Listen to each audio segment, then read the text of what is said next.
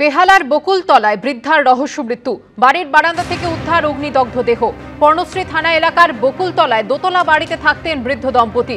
স্ত্রীর অগ্নিদগ্ধ দেহ দেখতে পান বৃদ্ধ স্বামী। নানা রকম অসুখে ভুগছিলেন ৬৯ বছরের বৃদ্ধা, এমনই দাবি করেছে তাঁর পরিবার। ওই দম্পতির ছেলে কর্মসূত্রে আমেরিকায় থাকেন। ডিপ্রেশনের কারণে গায়ে আগুন লাগিয়ে আত্মহত্যা নাকি অন্য কোনো কারণ তা খতিয়ে দেখছে পুলিশ।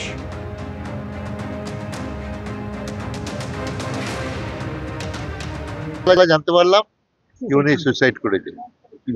কিভাবে সুইসাইড করেছে এখন জানি না, এখানে আসার পরে জানলাম যে গায়ে কেরোসিন তেলে সুইসাইড করেছে। বাড়িতে ওর স্বামী স্ত্রী দুজনে, দিদি ওপরে থাকে, জামাইবাবু নিচে থাকে। মানসিক প্রথম কথা, দ্বিতীয় কথা শরীরে নানান রোগ, কিডনি ফেলিওর হয়নি, মানে জাস্ট ধরা পড়েছে। ওনার ছেলে আমেরিকা।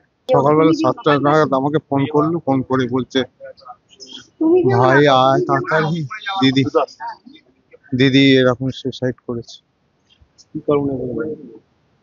কোনো কারণে বলেনি, বলে রেখে দিল ফোন। আপনাদের কি মনে হয়? ওই অসুস্থতার কারণে একাকী বোধ করছে। কারণ ফের অফিস টাইমে মেট্রো ভোগান্তি। এবার মেট্রো লাইনের পাশে ড্রেনেজ সিস্টেমে জলের স্তর বেড়ে যাওয়ায় ব্যাহত হলো যাত্রী পরিষেবা। কাজের দিনে ফের মেট্রোয় ভোগান্তি। সেন্ট্রাল ড্রেনেজ সিস্টেমে জলের স্তর বেড়ে যাওয়ায় দীর্ঘক্ষণ বন্ধ রইল পরিষেবা। বুধবার সকাল 11টা নাগাদ কালীঘাট ও যতীন দাস পার্ক মেট্রো স্টেশনের মাঝে ঘটে বিপত্তি। লাইনের পাশে সেন্ট্রাল ড্রেনেজ সিস্টেমের জলের স্তর হঠাৎ বেড়ে যায়।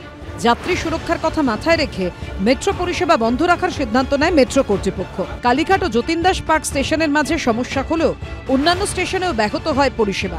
একাধিক স্টেশনে দীর্ঘক্ষণ দাঁড়িয়ে থাকে মেট্রো। অফিস টাইমে চরম ভোগান্তিতে পড়তে হয় নিত্যযাত্রীদের।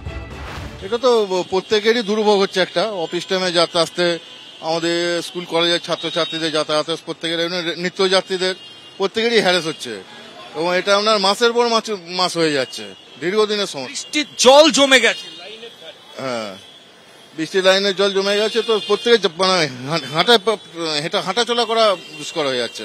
মেট্রোতেও অসুবিধা হচ্ছে। মেট্রোর বদলে বাস ধরে গন্তব্যে পৌঁছতে গিয়ে হিমশিম খেতে হয় যাত্রীদের। অফিস টাইমে মেট্রো পরিষেবা বন্ধ হওয়ার কারণে একটা চূড়ান্ত হয়রানির ছবি কিন্তু দক্ষিণ কলকাতার বিভিন্ন পয়েন্টে ধরা পড়ে।